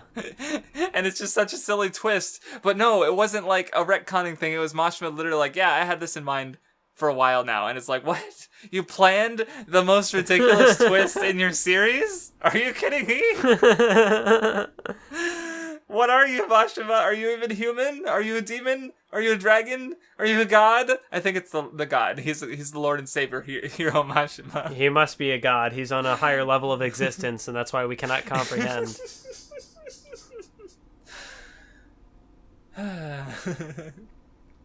But yeah, anyway, we see Natsu in his demon test Natsu was created by Zeref. Ooh, yes. Spooky. Yes. Yes, the final demon of the strongest demon. But anyway, Zeref goes to see Acnologia, who his design, I don't know, maybe like didn't Lucia have like a necklace kind of thing too from Rave? Like Acnologia has much longer hair and all the face tattoos, but I just get a couple like with the big flowing cape, and I swear the neck, like Lucia had a neck thing too, and then of course the shadows around the eyes. I just get Lucia vibes. I mean, he's still pretty distinct, but it's just like just a little bit. But anyway, he and Zeref talk, which is, I get like because I don't know, Acnologia had the whole thing about how he wouldn't stoop to the level of humans or talking to humans, so he only talked to Igneel because like he recognized Igneel, but here he's like making a concession, and well, he's talking to Zeref specifically in a human form, which I guess is also, I don't know. Because think about it, the whole thing was, that like, oh yeah, if you're a dragon slayer, you become a dragon. But then if you're a dragon, you can become a human too. I don't know. I always thought that was kind of weird. Yeah. Because he was the dragon slayer that turned into the dragon. But now he can turn human. Yeah, like the whole point of Igneel and everyone staying inside their dragon slayer kids was that to keep them from turning into dragons. But then Acnologia can turn back into a human. Maybe there's a dramatic irony of how the supposed dragon slayer who viewed himself as above humans actually has a human form and themes. Themes, yeah. Like I said, we'll get a little bit more of Acnologia later. But anyway, Zeref's basically egging Acnologia on because he's like, yeah, I'm gonna kill dragons and humans. And he even says like the final battle is coming, and he wants Acnologia to take part, which is like, okay, Zeref, what are you doing? Zeref's like, going he's like the little flies. Yeah. I was about to say he's going all 1v1 me, bro, but actually it's more like a 1v1v everyone, because humanity is also, I don't know. Yeah, well, because I guess by involving Acnologia, there's a higher chance of more death. So, and that's all Zeref's thing. So I don't know. I'll think about it when we get to Alvarez in a couple weeks. I remember like when I first started reading this Alvarez stretch, I was like, we're not doing this. Like, we are only just starting to learn about Zeref, and we still don't even know anything about Acnologia. And here we are introducing more antagonists, but obviously they're connected to Zeref, so it wasn't that bad. Yeah, that makes sense. So anyway, we get the everyone goes back to Magnolia. We get a brief flashback to Makarov fully back to when he disbanded the guild. Makarov left. Lucy's anxious because she sent out the letters, but she's, we already kind of talked about this. She isn't sure if anyone's going to show up. Everyone showed up because of course they did. It's Fairy Tail. It's their family. There's like a whole page where she's, everyone's names. I do want to bring up one of them specifically because it's like, Kinana. I think she's got a backstory. Mostly because this will get like a little thing later. Like you honestly might have to look her up because she's just kind of like plain as a background character. But it's like, how Cobra had a snake that he wanted to talk to? No, Kinana is the snake. Kinana is the snake. So what happened was she was like transformed into the snake by an evil wizard. Cobra found her and used her, like that was his mount. He was flying on her while he was fighting Natsu, and he wanted to talk to her. Makarov noticed that it was a person transformed into a snake and changed it back, and she joined Fairy Tail, and she's kind of been in the background ever since. I think, like I first noticed her during the Grand Magic Games, but I just wanted to bring that up because it's just a weird thing that happens in the background as to why this character is even here, and it's like, okay, may or may not come up in the future. Okay. Yeah. But anyway, Fairy Tail is back. Or do we also find out that Cobra was in love with her, and oh my god, it's Julia all over again?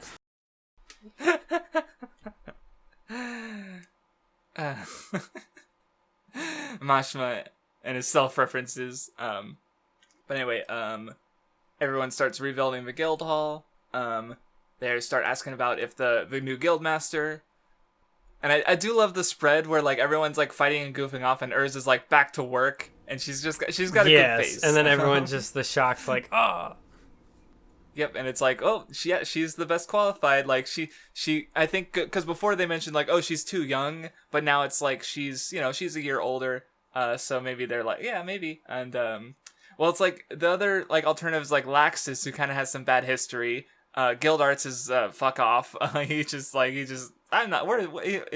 exist. And yeah, like Urza's basically the best option. So I can't help but like. Yeah, so thinking on this, because then, like, when Makarov comes back later, it's like, oh, you're the the eighth master. And it, like, makes me... I hate that. It makes me think of, like, the Hokage stuff. Like, when Danzo becomes, like, interim Hokage, but he doesn't actually get his face on the monument. And that's, like, tied into his character arc, because, like, he never officially becomes the Hokage, and that was his failing. Like, yes. Part of, like, he failed in his ideology and stuff. I'm going to probably make a video about Danzo at some point.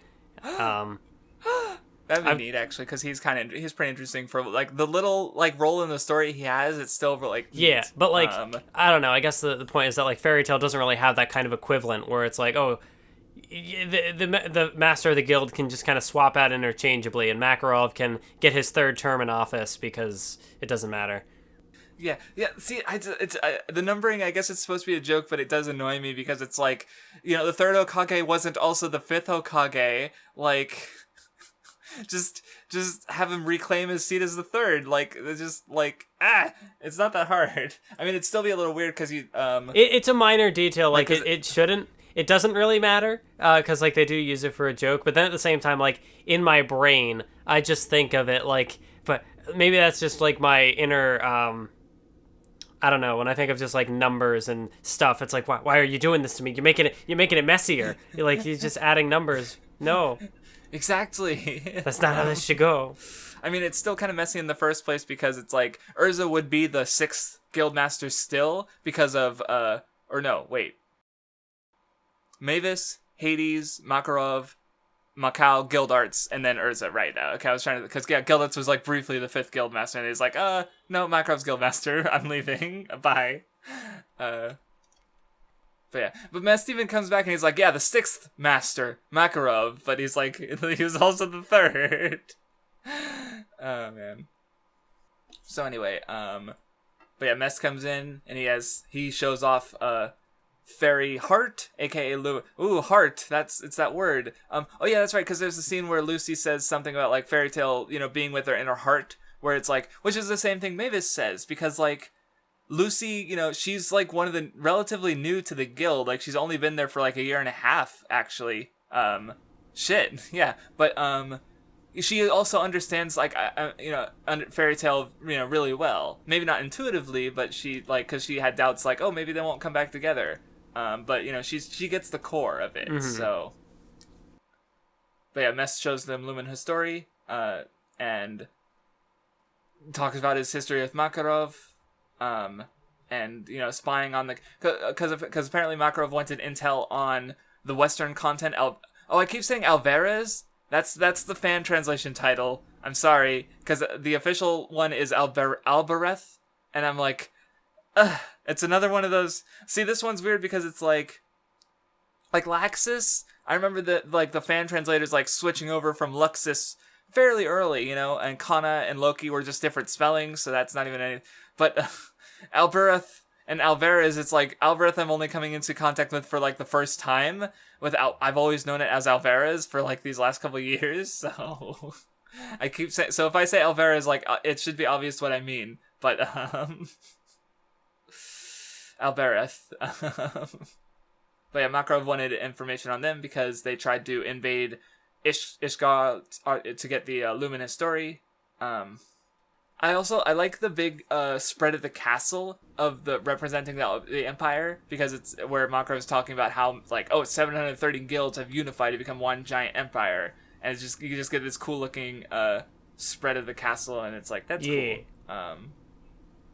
I'm thinking back to the Guildmaster thing again, and I'm just processing, like... So in the time that they came back from the 7-year time skip, there was... Because you went from the 4th to the 5th to the 6th.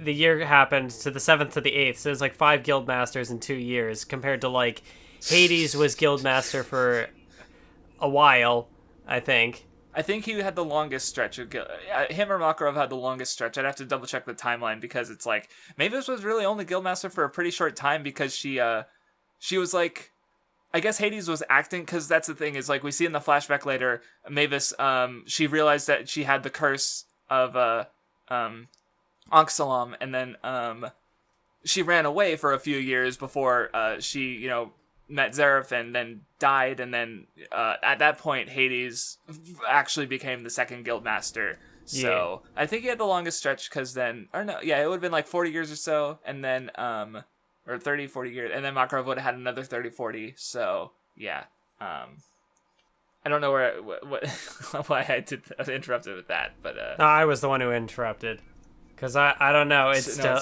thinking, yeah. But anyway, so they haven't heard from Makarov since he went to the continent, and they plan on going, or I say the A team goes to rescue Makarov, and Gidgeel's like, whoa, they're getting ready. Let's get the B team back together, which was we just gotta find Laxus. That was a neat little callback, because yeah, they are the B team. Of course, there's no Jalal, but well, I guess that's where, yeah, it's fine. There's no Jalal yet. Don't think he'll be missing out on this final arc. We're in a glorious Jalal-free period for now. Oh yes. We see Levy and Jura at the council, or Levy's talking with everyone.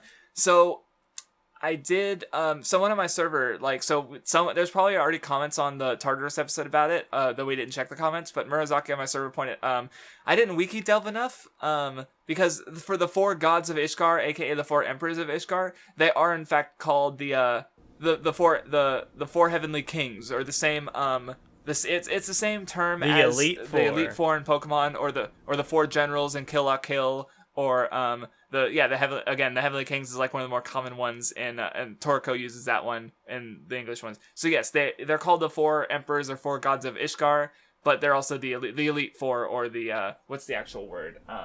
Do you say the 4 heavenly kings or whatever? Well, that's the translation. The most common English one, but the Shi Tenno is the original Japanese term for them. So yes, so it's because I referenced that, like, oh, what if maybe I'm surprised it's not this. It actually was that. Though, yeah, I think they yeah, it's neat. Well, because like there was a whole article talking about the term and like a bunch of the ways it's been translated, because it's not an easy one, because it's like the most common one also is really short. Like in Pokemon's a good example, because it's a video game. 4 Heavenly Kings takes up like a whole thing of dialogue, and the thing with translating like old games specific, or games in general, is like they have to keep the same amount of lines of text, I'm pretty sure. Like they so you have to keep the character count the same, which is pretty rough, can be pretty rough with Japanese, because Japanese, it's like, kanji is like 2 letters for something that in English is like 5-10 letters. Like it can vary. Like, and of course, the example is Shitano is like 4 characters. The word itself is like twice that, and then 4 heavenly kings. 4 heavenly kings is like 3 times that. So it's like it doesn't work. So Elite Four, it keeps it down to a reasonable character count. So it makes sense what, yeah. But yeah, just to clarify, like, yeah, they use the 4 emperors term, but in One Piece it's Yonko, which Ko being like O is king, like Kaizoku O is king of pirates.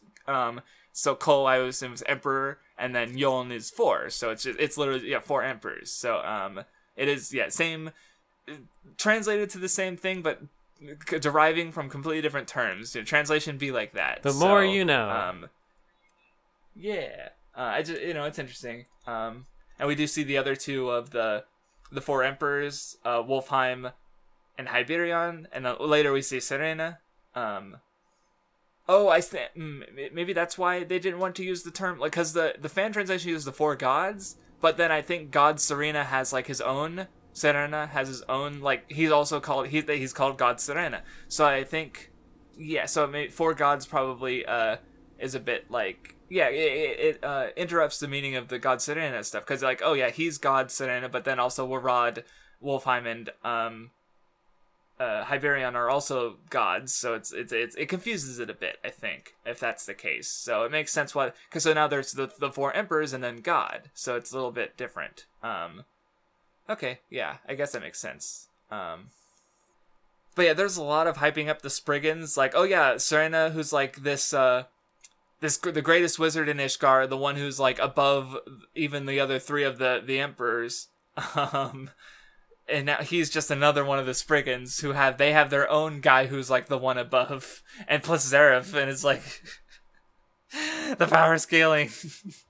Though, like I said, it's always, but even then, it's like if you do think about it, like, Gildarts and Laxus were already comparable to the four emperors, and now Natsu is comparable to Gildarts, so it's like, they're close enough. They're in the ballpark, so it's like yeah, I guess. Fairy Tail literally has enough strong wizards to be their own, like, heavenly 10 wizard saints. Jesus Christ. Oh, man. So anyway, they go on a boat. They're going to Albareth. They disguise themselves as Kate Sith. And immediately start causing problems because the Albareth guys are being dicks.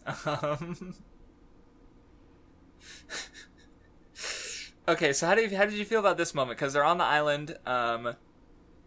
They take a stop at like a little stand selling the gelato from the star mangoes, and he's like, "Oh, it's my dream to make these pop," and then his stall immediately gets destroyed. Yeah.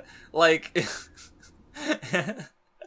am I not supposed to be laughing? I'm not sure, because it's so. It's just like I'm like they introduced a side character so he could have like this goal, this ambition, and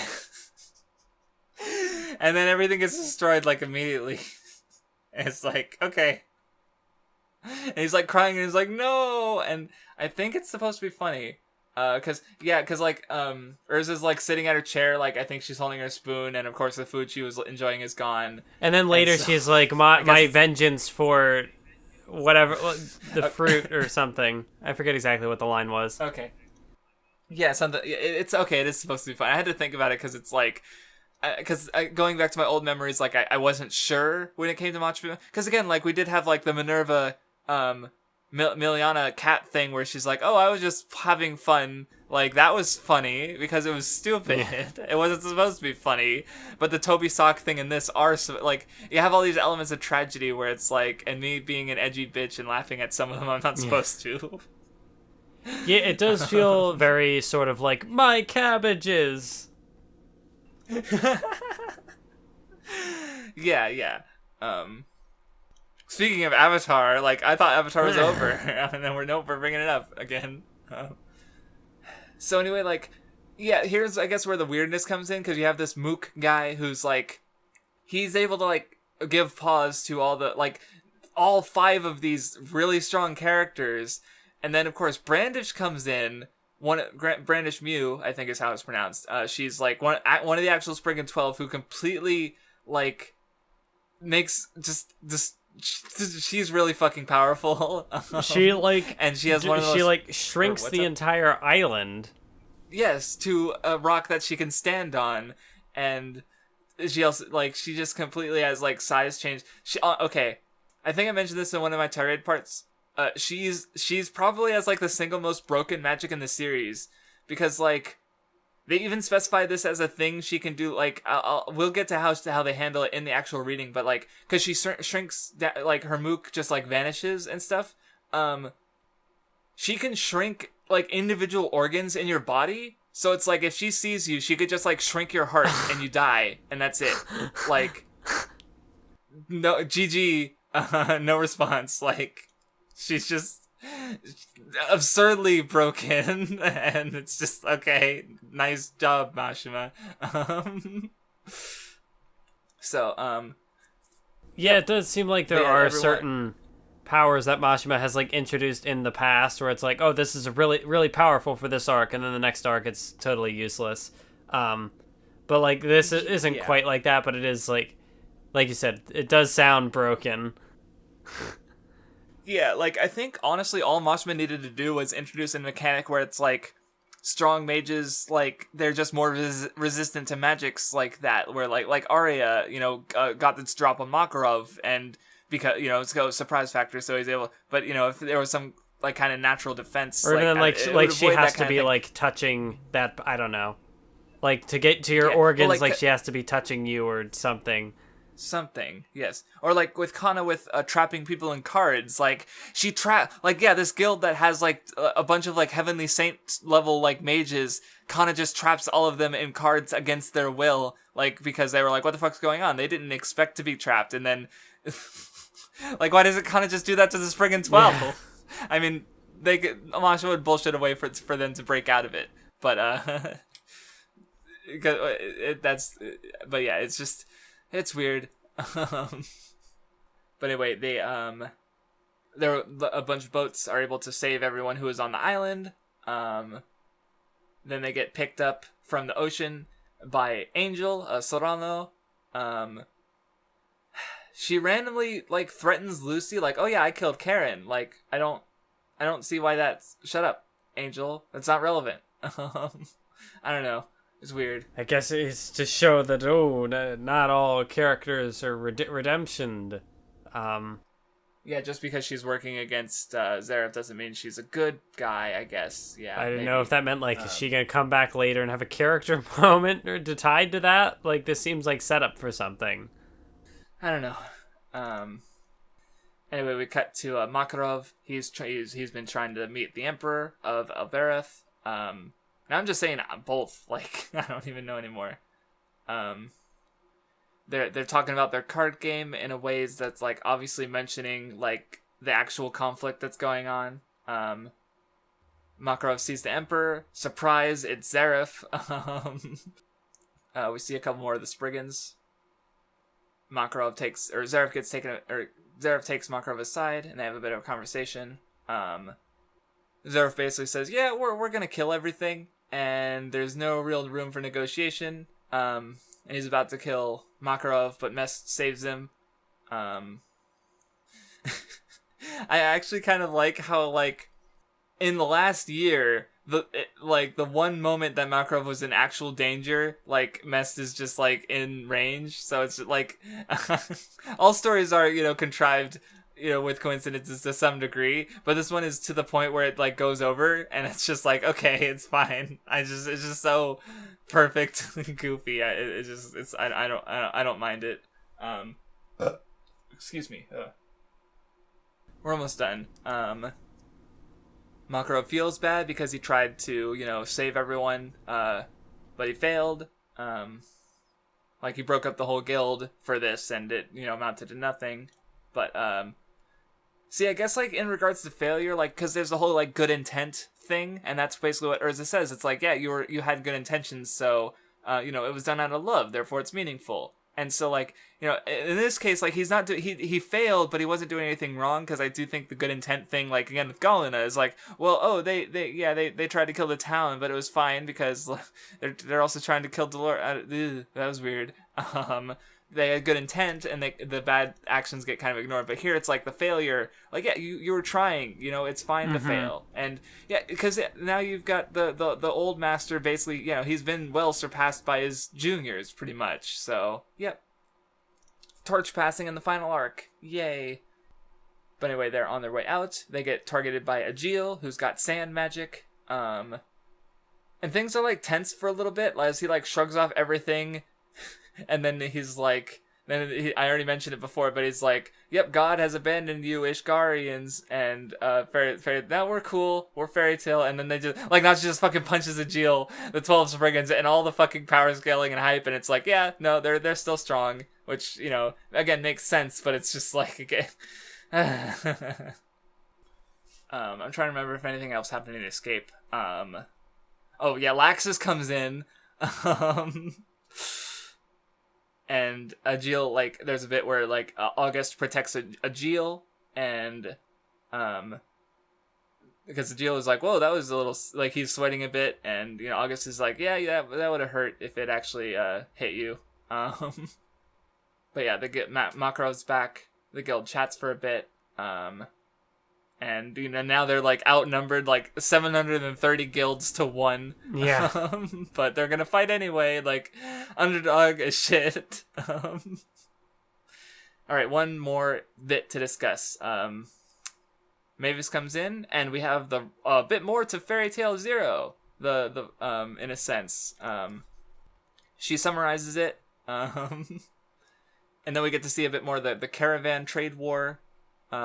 Where Mavis was acting as the strategist, so where she was directly like resulting in the deaths of people, other guilds, other mages, and she's moving about it like she prefers adventuring to war, and luckily the council agreed because they banned guild on guild warfare, which as we see is like has some negative effects later with the dark guilds where like I hadn't actually thought about that because like Jalal, he had been caught, as with crime sorcery, he was taking out guilds on the side and stuff, because he as an independent guild because he wasn't allowed to, but yeah, there's a reason for that, but also maybe the restrictions were too strict, so, but it was all to avoid loss of life, so I don't know, it's a thing.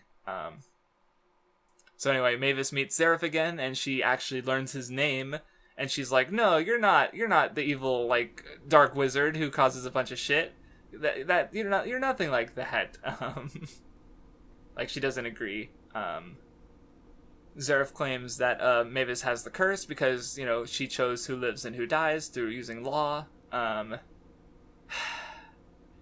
And then Mavis accidentally kills... that was kind of interesting because it's like, no, I do value life, but, she hadn't really experienced, like, I guess, like... So then they do the trope of, like, a new life is being brought into the world. So, like, a baby is born, and then that's the appreciation for life. And then, then she kills a person, and it's like, oh, no. Yes. Like, she's directly responsible for the death of Makarov's mother. And I have grief of having now, like that, like not just caused death, but caused death to someone close to her.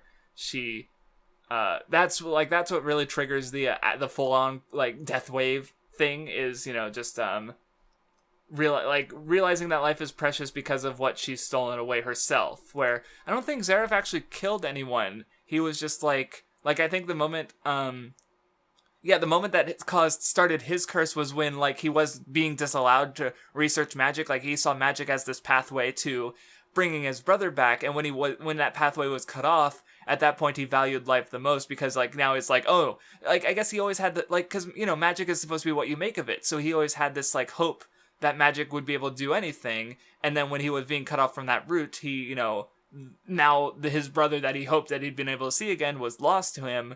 And that's when he got his curse and and he killed the whole fucking like Academy of Mages. So yeah, and then Mavis and Zeref are Mavis like sort of goes off for a year in isolation. She tried to like she was like, I haven't eaten in like half a year or something. It's like, damn. Yeah, it's she's having a rough time. But yeah, Zeref says that he's see now we get a little bit of Zeref's confusion where it's like he's like, oh yeah, I'm starting a war, but I don't like death, or he's like, oh yeah, I don't take pleasure in war, but it is pretty fun, which is actually something Mavis has a little bit of herself in too, because she does like coming up with these plans and stuff, like and he's like, oh, I want to see my brother, but I also want to crush him, or I know I want him to crush me. Like Zeref's just he's confused. The contradictions. This is where the my question of like where does this kind of like get reconciled or how or in the next stretch of chapters, because again, translation did not help. See, I feel like this is where like Zeref does seem to be kind of interesting, but because it's Mashima, I'm not sure where he's gonna take this. For me, it was like, the panel where he's like, oh, they're, I'm the emperor. The people are just units, pieces on a game board. So it's like so life has become a simulation to him because he's immortal, and it's just interesting to see like how that immortality and I guess like the curse that he has. So it's just like seeing what does this immortal person do who like can't make connections with people because they die, or in the case of like you have the contradiction of Mavis where like she's alive but dead, like so she's immortal but unconscious. So it's right. I don't know. There is an interesting idea here. Yeah, there's setup and stuff, but we don't know how it will be resolved. Yeah. Right. So, but anyway, like Mavis says that she'll accept Zeref, even if the world rejects him, and because they're no longer alone. They both under this curse. And then the world rejects her, and she's oh no. Yes. Well, because she, I guess the thing is like Zeref values life more, so he kept his life, whereas Mavis was killed. Kind of. It's weird. Because Zeref takes her back to Fairy Tale, and So then my thought, like, this hasn't been explained yet. Maybe it's never explained. But the fact that Mavis still exists as the illusion now, I don't know. Did she create an illusion? Because it was even said that like her heart's not beating, but there's still like a magic presence or something. So like she's not dead, but she's basically dead. So like, did she somehow create an illusion of herself? Because I'm like, how does this Maven illusion exist? Right. Like, because I guess like, okay, so she didn't actually. Okay, yeah, because looking again, it's like, okay, she did not. Yeah, like reading, she didn't die. Practice saying like, oh yeah, no, her heart's still beating. So it's like I guess she's still immortal. Oh, maybe what happened is like because she is under the curse of Anxalam. Yeah, it's the contradiction. So she's dead but not dead, right. Alive but not alive. Yes. Well, because that's interesting. Well, because I guess but I guess because of the love stuff, like the curse affected her as much as it could, or basically put her to the state nearest of death that she could possibly be. So it's like that's what I would assume is like because it couldn't kill her. Yeah, so she's basically in a coma. Yes, and a special magic coma, and that's because like they even mentioned like she's in purgatory. Like no. Yes, and well, this also this weird like coalescing of events also caused Lumen History. So now it's it's so convoluted, it's just hard. So Mavis was like, she's under the curse of Anxalam, and she was turned into a state of like closest to death because she couldn't die, but also because Anxalam kills. And then through Prex to like tampering and trying to keep her alive and making sure, or even trying to revive her, Mavis even mentioned that like, oh yeah, Hades basically is like became a genius of magic through, from everything. And but like all this like he's like reading it, like looking at like this changes the fundamentals of magic, because it's like Mavis is now like a battery for infinite magic power, and somehow so I guess like death plus undeath in contradiction equals infinite magic. So that's the thing that happens. But now I get a bit more. But I guess because Mavis is very alive. Like I hadn't thought about illusions, but they make sense. But there's still limits. Like I guess it is because like she can't make herself visible to Zeref. That's right, because she can only be seen by people with the Fairy Tale the guild mark. So and Zeref isn't a member. So I did forget. How did I forget about that dumb detail? Like it's obvious. Duh. But Zeref is looking for. He wants Fairy Heart. It's infinite magic. Mavis thinks it's because he wants to defeat Acnologia. I guess like you also have like going back to Phantom Lord a bit, where it's like Fairy Tale has like an ability for infinite magic, but they're like they refuse to use it. Like because again, integrity matters more than power in this regarding just Fairy Tale and their ideals. So like again with Fairy Law, it's like you don't just use the spell. You have to say, oh, this is the 3 conditions first, and if you don't meet these conditions, I'm going to actually use it. Like, there's a chance to not be hit by this overpowered magic that fucks over everything, basically, that you don't like. Yep, and so that's about the Mavis Zeref flashback right there. After that, there's just a bit more Spriggan hype, where they talk about what little they know. And Zeref and Zeref's ready to attack with everything. Mavis and everyone's ready to defend the best they can. Acnologia is gonna devour everything, and that is the end of this stretch of chapters going to Alvarez proper. How do you feel about this stretch of chapters? I mean, I thought Fairy Tail Zero was cool. Avatar was, and then the setup seems like we could have an interesting arc ahead, maybe. Maybe. Let's pray. Let us hope. Like, I don't think it's gonna be, because I guess, like, going back to my old opinion, it's kind of the thing where it's like, it's got some more extremes. Like, it's got Urza being even more over the top. It's got even more like obnoxious fake deaths and stuff. So like this arc is the tipping point for the people who'd somehow lasted through the Grand Magic Games in Tartaros. At least for some people are obviously still going to be okay with that stuff. Though obviously my opinion has also changed, so I don't know how I'm going to feel about it, like, at all. I've already caught on to a lot of, like, interesting ideas that I hadn't before. There's still the typical dumbness, and, some things I don't care for or don't like. I have no idea how I'm going to feel going forward into the last arc of Fairy Tail. This stretch has existed. We're almost done. Yay. Alright, so, shall we just do arc rankings first? Or yeah. do you want to go, or shall I? I guess I can go first. Because, the very bottom of the list is obviously Oration Seis, because fuck that arc. Are we doing, like, I go through all mine and then you go through all yours? Or okay. Yeah. For the characters and fights we can make. Well, I don't even. Okay, never mind. We'll just do all at once for all of them, because I don't even have mine ranked, really, because it's like it's hard enough to pick. I don't even have 5. I don't think. Wait, for characters or arcs? Either. No, I have 5 arcs. For characters or fights. Oh, rather. I thought. Because. Yeah. Oh, that's right. Yeah, I have nothing for fights. But I have. Like, I didn't think of anything over the course of the podcast, and I don't know.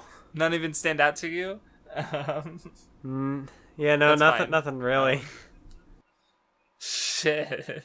Anyway, so Oration Seis is your least favorite arc. Keep going. Yeah, then I guess I had Avatar as next lowest, because it's just fights. Like, they just steamroll everybody, and I don't know what the ideas were there. Then I guess Macau, I don't even remember what arc that was. Macau? I didn't hear you. Oh, that was that was the first 3 chapters. Oh, yeah, it was Lucy and Natsu first meeting, and then it was Macau getting with the Vulcan in the mountain. That's right. That was like 3 chapters. No wonder I don't remember. Then I guess Lullaby. That was the one where Natsu did the fire thing on the bridge, right? Yeah, that happened. I know Daybreak was the one with the book, because that's what I had next. I remember that being fine, but that was ages ago, and it was short. Then there was, I guess, Galuna Island, because it ended on a weird note with, like, oh, they had good intentions. Their actions are... The demons and yep. Oh, now I see what you mean. Then Phantom Lord, because, again, it was just like a fight arc. There were some character moments in there. Yeah. Then I have Tartaros, which is kind of like right in the middle of my rankings, because it had some of the good, some of the... Yeah, and I guess in your case, the good doesn't overpower the bad. Like with the Grand Magic Games, at least for me, it's like the good, is the best at overpowering the bad element, even if the Dragon Festival is, but yeah, Tartaros, because you were pretty unenthused last time, so that's fair. Then I guess it's the Loki arc. Because I don't know, I remember that being good, because it was like a short little Loki Lucy arc, and that was neat. Then I have the Battle of Fairy Tail, which I guess was fine. Or what was that? The Battle of Fairy Tail. Rude. Because we learned a bit about Laxus, and that was set up for a decent character arc that has been going over the series. Then I guess there's Tenro Island. I don't really have much to say about it. Then I had Fairy Tail Zero, which is now okay. Tenro is number 5, Zero is 4, Tower of Heaven is 3. Grand Magic Games I had at 2 because it was fun until the Dragon Festival. It was fun until it wasn't. And then Edelus is still ranked as my number 1 because I remember being consistently interested in that arc, and I actually picked up on the theme as it was happening. Yes, you were. That was a good discussion. All right, my turn. They're actually similar, especially in the beginning, or the end, rather. Eration Seis is definitely my least favorite still. Like, you know, it wasn't as interesting to dig into. The villains suck, and we're that's right. My favorite fight was the racer fight. Ah!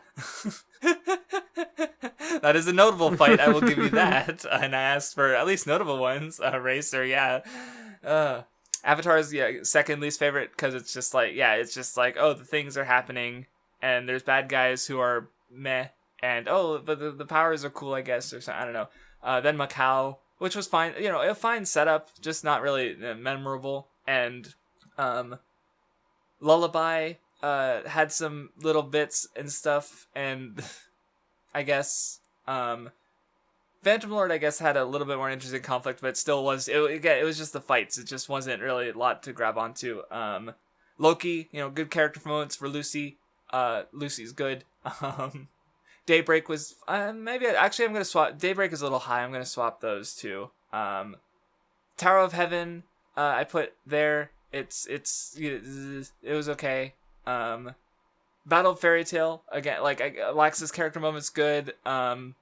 Other fights and stuff, I don't know, it was fine. Fairy Tail Zero, I'd probably put them actually about equal. Fairy Tail Zero is just, you know, a solid little thing. Then I put Tartaros, because again, it made me cry. That doesn't happen with Fairy Tail, what the fuck? Then I have Adolis, which, you know, it's got good stuff in there. And then, you know, overall, it's just like, it's I don't know, see, it's a lot of it, to me, it's just Then I guess I have Galuna Island, which again, it's more, I don't know, it's just fine. It's Fairy Tail. Then Tenro Island, and then the Grand Magic. Grand Magic games have been my favorite so far. It's just like, the tournament stuff is really fun. Dragon Festival is weird. But the actual tournament stuff was really cool. Good character moments.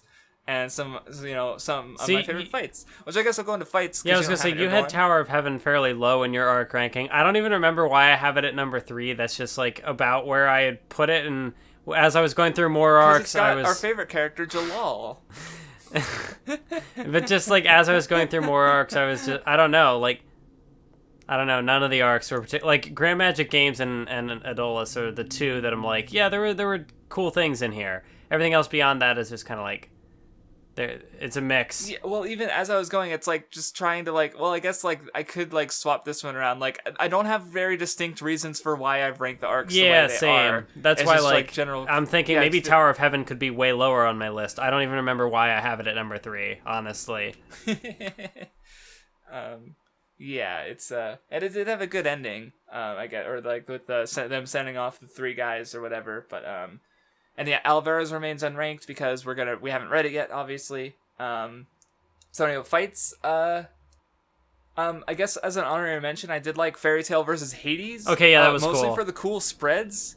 Yeah, with I all the thought you were gonna say mostly for the bang bang bang. And of course, and that was also really good because, like I said, Fairy Tail didn't use it, so Fairy Tail Zero didn't use it, so 0 out of 10 for Fairy Tail Zero.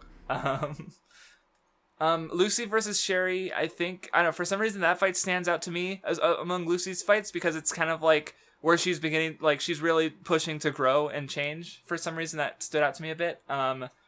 Gray versus Silver made me cry, as I mentioned, because I didn't expect to cry to Gray. Lucy versus Tartaros was just really cool. A big character moment for her, and just like she's trying so hard. She's like, again, she in the Grand Magic Games, she got the award at the end for like most persistent or something like that. And she tries so hard, even though she gets the shit kicked out of her a lot.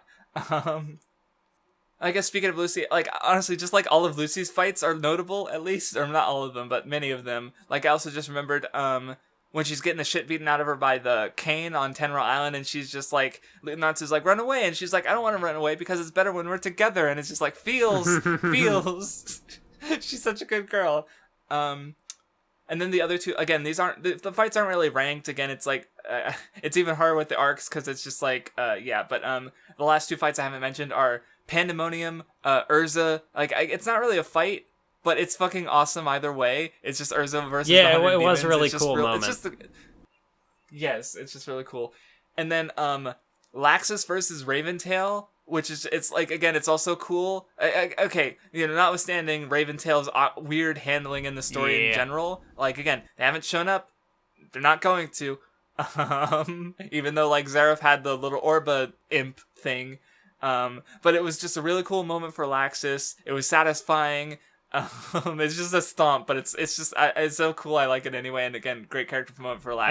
I guess I can give honorable mention to the part where Gajeel gets like the sword stabbed through his entire arm, and then he just grabs the blade and then just beats up the mook. That was cool. Yeah, for some reason, it's also for some reason more brutal than like when say Kenpachi did it or something, like because it's through the whole arm or something, like the length of it. Like I don't know, something about that is just more brutal. So anyway, do you want to do characters first? Okay. I